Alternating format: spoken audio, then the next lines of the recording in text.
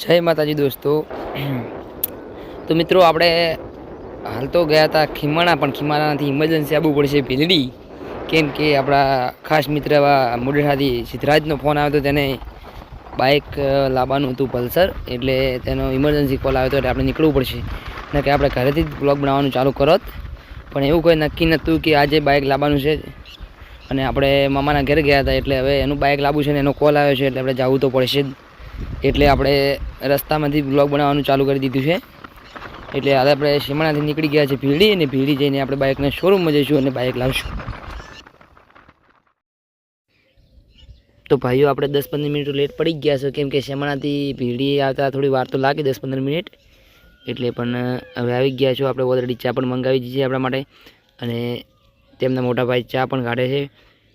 અને Pulsar bike તો એમને જોઈને મૂક્યું છે, ખાલી પેમેન્ટ થોડું કરવાનું છે અને થોડું સરસ બાકી છે, તે સાફ કરી દેશે। આપણે સિદ્ધરાજ છે, તે પોતે કડિયા કામ કરે છે અને કડિયા કામ કરીને પલ્સર લાવે છે, તો આપણે એનો સાથ આપશું અને બાઇક પણ જોઈશું। તો આટલા ટાઈમને બાદ આપણે એકચ્યુઅલી આર્યું પલ્સર લાલ પટ્ટોનું નક્કી કરી જ નાખ્યું છે, અને થોડુંક સાફ પણ કરી નાખ્યું, એટલે આપણે આજ પલ્સર લેવાનું છે।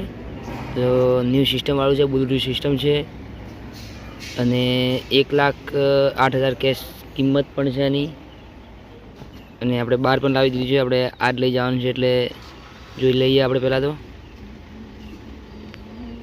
તો દોસ્તો આપણે કેશ પેમેન્ટમાં પલ્સર લેવાનું નથી, આપણે હપ્તા સિસ્ટમ કરવાની છે, એટલે 35,000 કેશ પેમેન્ટ ભરવાનું છે, અને 4200ના હપ્તા 2 વર્ષ માટે કરવાના છે, અને આપણને પલ્સર પડશે 1,36,000 આજુબાજુ લગભગ। તો દોસ્તો આપણે એકચ્યુઅલી ચાવી તો હાથમાં આવી ગઈ, 2-2.5 કલાકના ટાઈમ વિતાયા પછી, અને પલ્સર ગાડી પણ આપણી થઈ ગઈ। હવે આપણે ઘરે જવાનું છે, એટલે હવે ગાડીનું આપણે બહાર પણ લાવવી પડશે શોરૂમમાંથી, એટલે સીધું પાકે તમારા હાથે લાવો, એટલે આપણે હવે ગાડી બહાર લેવા જાય છે, અને ગાડીનો સેલ પણ મારી દીધો છે, અને હવે ગાડી આપણે બહાર લાવશું અને સીધુબાને આલશું, અને માતાજીનો જાહેર કરશું। ચેનલને લાઈક કરજો, શેર કરજો, સબસ્ક્રાઈબ કરજો, અને જય માતાજી મારા દોસ્તો।